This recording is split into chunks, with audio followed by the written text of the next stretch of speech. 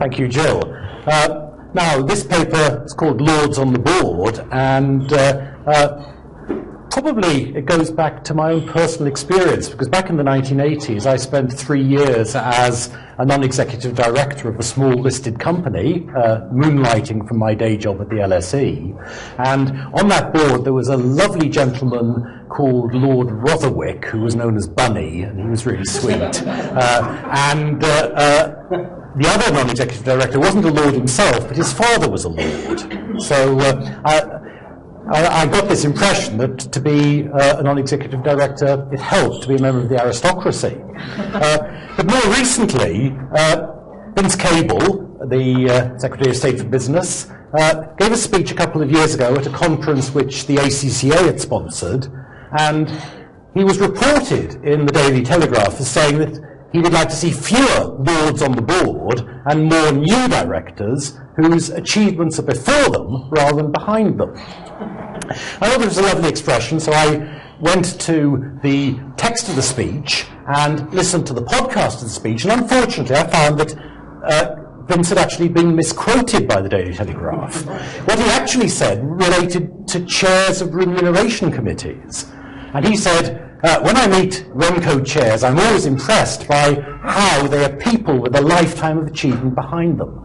Knights of the realm, lords, extraordinary business people. And then he went on to say, why should we not have more people with the achievement before them? And I wondered whether to call this paper Knights of the Realm rather than Lords on the Board, but I thought Lords on the Board had a slightly nicer ring to it.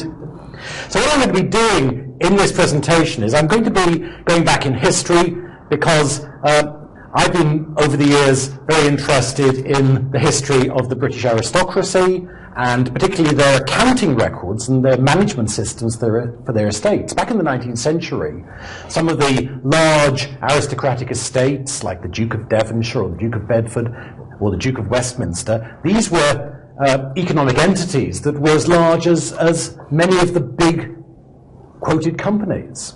And so they were very significant, and trying to understand their accounting systems, I thought was very important. So there's some history looking at lords on the board in the 19th and early 20th century. And then I've carried out a small empirical investigation. I didn't have 62,000 companies like Mark did. I had 80 companies. And finish off briefly by looking at some of the implications of the history and the empirical findings. So history, let's go back to before the First World War, back 100 years or so. The British aristocracy traditionally had been associated with the ownership of land. New peers of the realm, new lords, were created. In fact, during the reign of Queen Victoria, something between 5 and 10 lords every year were created. But they typically came from politics, former cabinet ministers perhaps, from the law, from the army and the navy, from the diplomatic service, but very rarely from what Victorians rather snootily called trade. Now, there was something that subsequent economic historians have labelled gentlemanly capitalism, so things like banking and stockbroking, international investment. It was okay, if you had a factory in Manchester, that was trade. If you had a factory in Buenos Aires, that was international investment. So that was much more respectable. But at the end of the 19th century, there was quite heavy economic pressure on landowners. Rental income was static, if not falling, and many lords were looking around for additional ways to supplement their income. And one of the ways they could do this was by becoming directors of companies. At the same time, in the late 19th century, we see an explosion in the number of companies with shares quoted on the stock exchange, with several hundred new companies being promoted every year. And these companies were looking for directors. Some research carried out by the historian David Cannadine showed that in 1896, 11 lords were directors of 6 or more quoted companies. And out of those lords, 6 of them were traditional landed peers, some with quite substantial estates. 3 of them were lords, but they didn't actually have any land because perhaps they were descended from law lords or people like that who'd never really built up an estate. And there were two new lords, newly created lords. One of these, Lord Rothschild, well, the name's a giveaway. He was the grandson of Nathan Mayer Rothschild, the founder of Rothschild's Bank in the UK. But Lord Rothschild himself was ennobled not because of his banking connections, but because he'd been a liberal politician. He'd been MP for Aylesbury for about 20 years. The other new lord, Lord Playfair, again had political connections. Although he'd started life as an industrial chemist, he became a politician and ultimately became Postmaster General before being raised to the House of Lords when he retired. And Lord Playfair sat on quite a lot of boards of chemical companies, so at least his expertise was being drawn on. Now, a lot of directors, what we would now call non-executive directors, were rather snootily referred to as guinea pigs. And this word came from two sources. One of these was that directors' fees were normally expressed not in pounds but in guineas. For the younger people in the room, a guinea is £1 and 5 pence. And the other thing was that board meetings, I think they still are, but certainly in those days, were normally followed by a good lunch, so guinea pig. A couple of examples of lords on the board. The chap on the left here, the Marquis of Tweedale, he was actually originally a younger son, and younger sons of the aristocracy in Britain had to make their own way. They might have a small annuity or something, but they basically had to make their living. So he joined the Indian Civil Service, did very well, came back to Britain, and started to become director of companies. And in fact, this caricature here, which comes from the magazine Vanity Fair, this was before he inherited the title, and the caption was actually "the director." So even in around about 1874, he had a reputation for being somebody who sat on lots of boards. And he actually was a director of 19 companies, including chairman of the North British Railway. And as well as that, he had an estate of about 45,000 acres in Scotland, which produced rental income of about £25,000 a year. To get any sort of idea, multiply that by 400. So he had an income of £10 million in today's terms from his estate, and goodness knows how much more in directors' fees and so on. On the other hand, the guy on the right, the Earl of Donoughmore, he was an Irish landowner, and owning land in Ireland was not a good thing, because even though you might on paper be entitled to lots of rents, your tenants didn't pay. And so his nominal income was about £10,000 a year, but his actual income was only about £2,000 or £3,000. And he sat on 11 boards, and as far as anybody can tell, he was very happy to turn up, say yes to the chairman, collect his fees, have his lunch, and go back home. So these are some examples in 1896. Now, of course, company promoters were very keen on getting titled directors on boards, because they knew from their experience that unsuspecting shareholders saw this as a mark of quality. And by the end of the 19th century, there were quite a few lords around who were willing to sit on boards for fees and not do very much. One very famous example occurred when Cecil Rhodes set up the British South Africa Company to exploit his interests in South Africa in the gold fields and the diamond fields. And he was advised by his London bankers that his friends and cronies in South Africa wouldn't cut the mustard as company directors. They didn't have the reputation expected. So, following advice, he went really to the top. He appointed as non-executive chairman the Duke of Abercorn, who was an Irish landowner, again, hard up, looking for directors' fees, and Cecil Rhodes offered him a salary of £2,000 a year. Again, the multiple, 400, that's about £800,000 in today's terms, which I think would be generous for a non-executive chairman even today. As vice chairman of the board, Rhodes went even further. He got the Duke of Fife as vice chairman, and the Duke of Fife was impeccably connected because he was married to Princess Louise, the daughter of the Prince of Wales, later King Edward VII. So you couldn't get more connected than that. Later on, the company collapsed, and a report described the Dukes as worse than useless, for they gave a sheen of respectability to a company over which they had no control. It sounds a bit like what we're hearing this morning about the directors of Bank of Scotland. Now, later on, after the First World War, Canadyne also researched that period, and he found that there were 41 lords who were directors of 6 or more companies. Now, there were many more lords who had odd directorships, but 41 lords who were really milking in the fees. 17 came from traditional landed families, 4 came from old established aristocratic families who'd lost their land or never had it in the first place. There are a couple of recently ennobled peers from old families, but we're starting to get a lot of people who are now first-generation businessmen, first-generation plutocrats was the word that Canadyne used, people who'd made a lot of money in the city.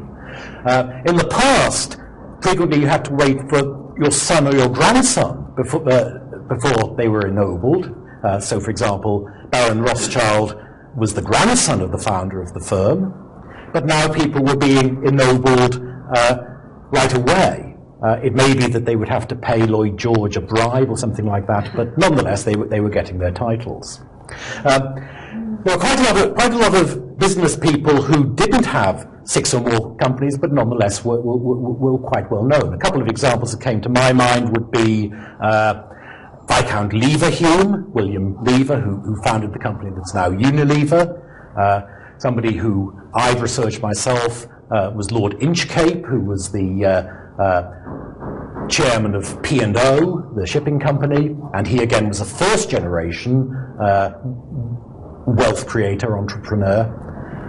So at least people were being ennobled much more quickly. One of the lords with many directorships, with 10 directorships, was Lord Glenconner, who did come from a manufacturing background. His grandfather, Charles Tennant, had founded the United Alkali Company and had been considered the richest commoner in Scotland when he died. And Lord Glenconner obviously again attracted board positions because of his connections. His sister was the wife of the Prime Minister, Henry Asquith. Moving on to the middle of the 1930s, there was a survey that was carried out by Philip Sargent Florence, who was Professor of Commerce at the University of Birmingham, and he found that in his sample, 172 directorships held by somebody with a title, Lord or Sir.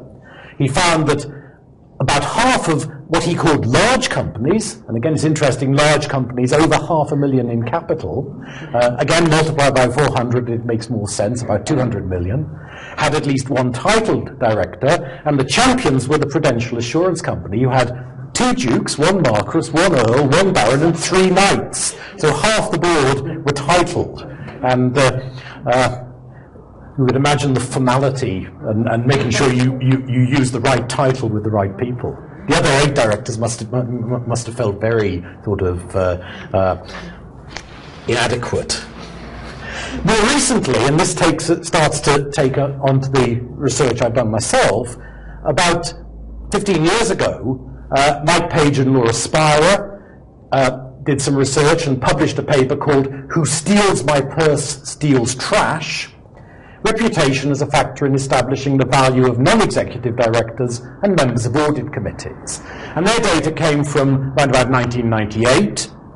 And to measure or proxy for reputation, they used having some sort of honour. So they weren't just looking at knights and lords, they were looking at anybody with certain types of honour. And we'll come on to what they meant by that in a minute or two.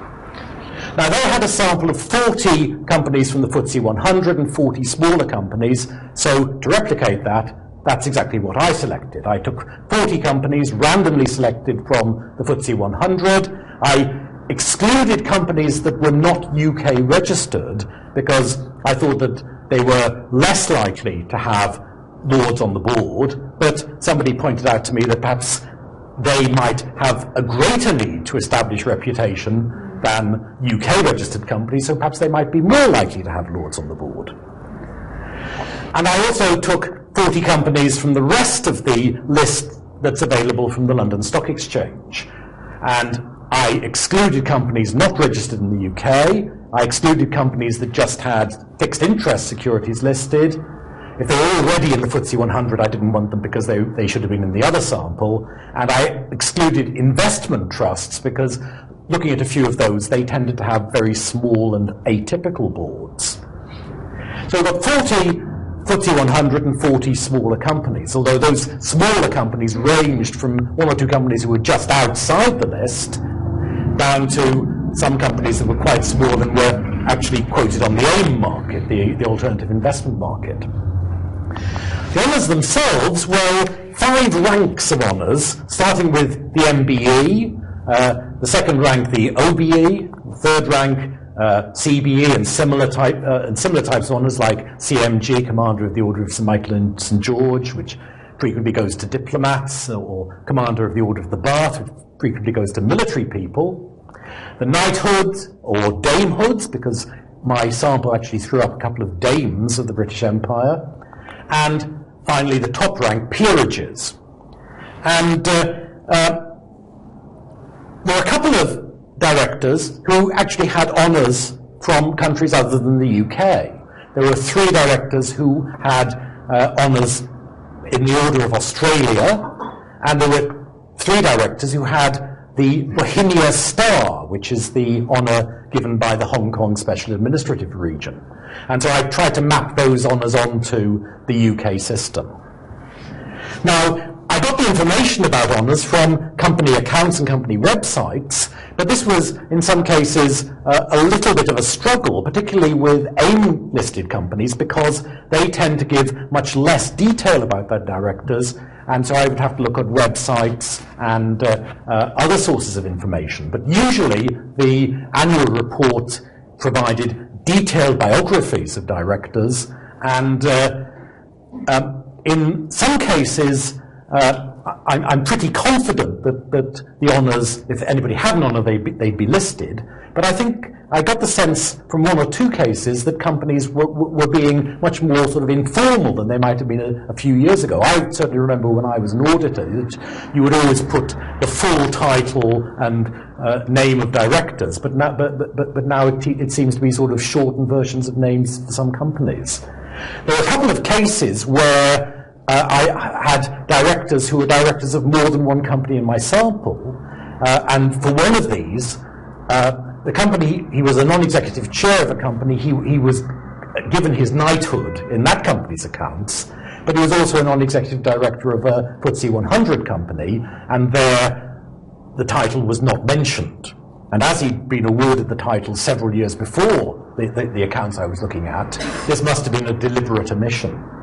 So possibly the data understate the numbers of honours that people have, but I hope not too much.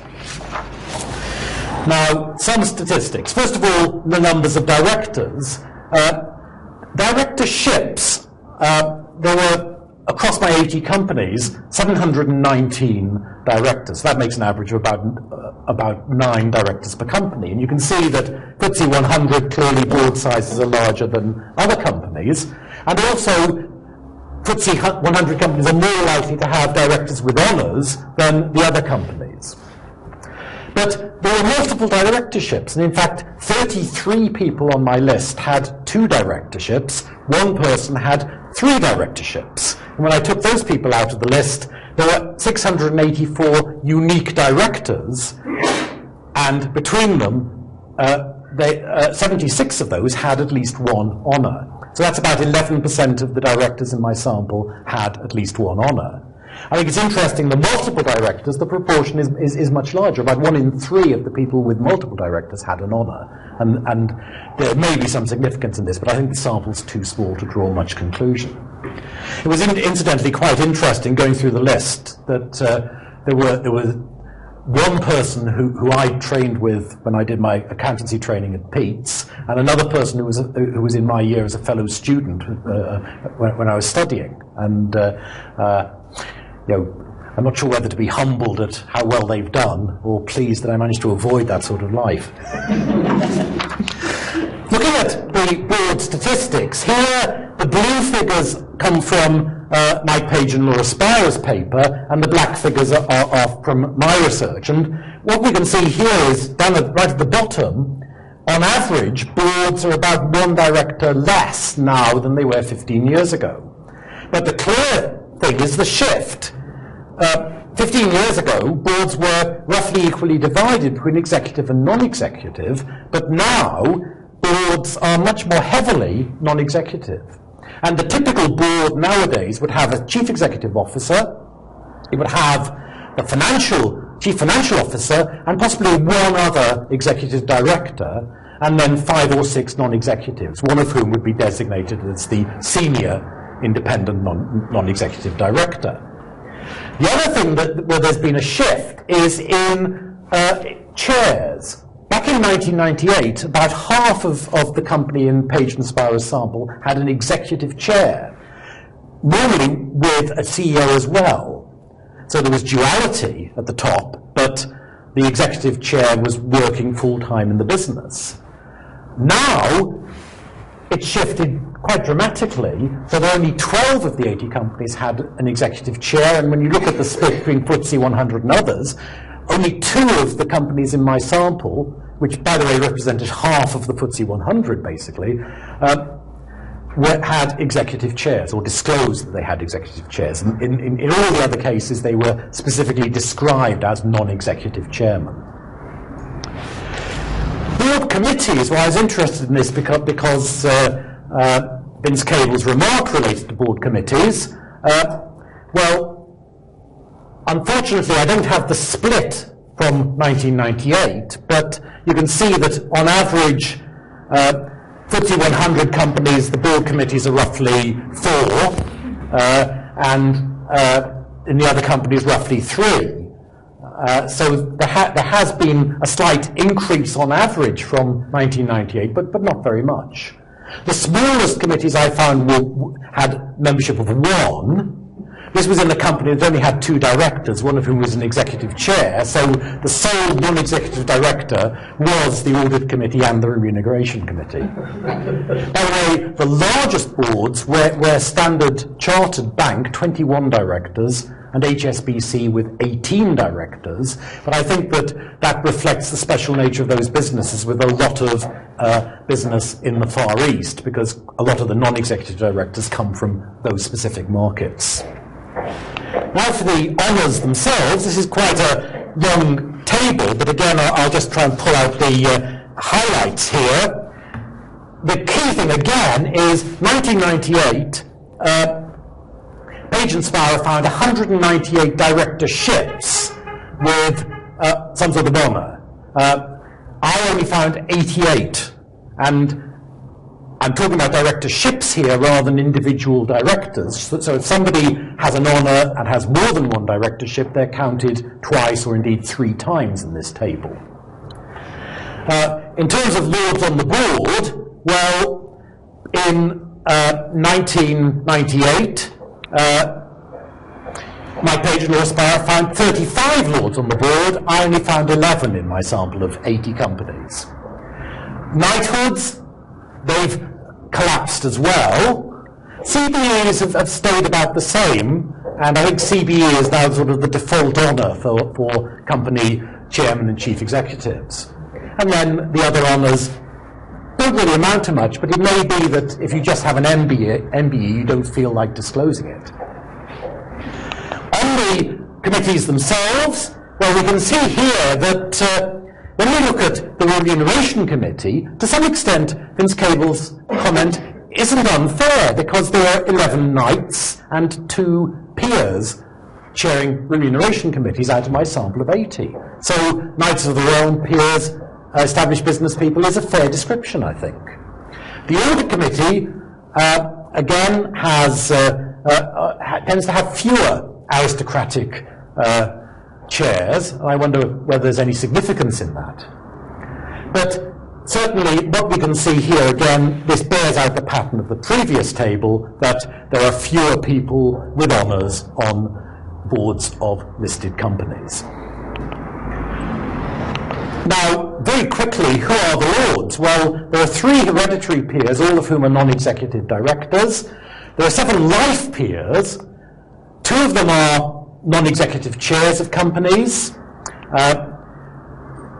One of them is a chief executive officer. This is Simon Wolfson, Lord Wolfson of Apsley Guise, who is the chief executive officer of Next.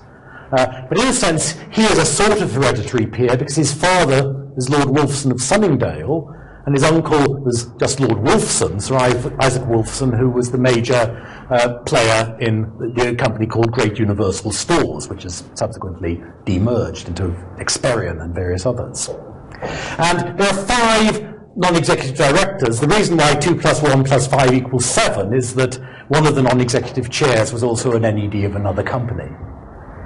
And these 5 include 3 women, and so it may be that one of the ways in which companies are trying to establish diversity on boards of directors is going for people who have high profiles, who tend to be baronesses.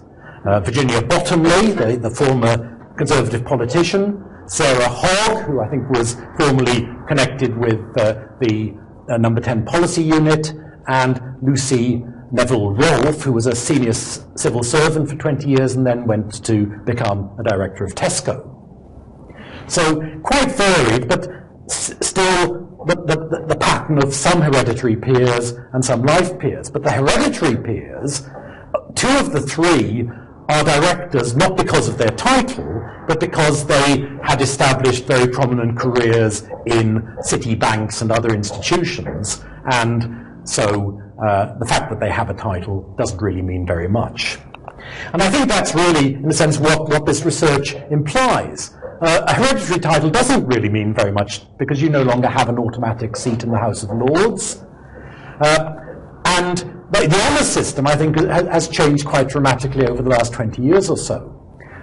Page and Sparrow's results pick up a lot of business people who were made lords under the Thatcher government, or even going further back.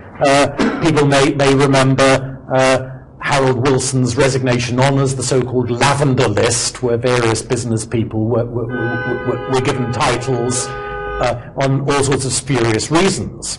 But nowadays, it looks like if you're a chief executive officer or a chairman of a company, you're much less likely to be given titles.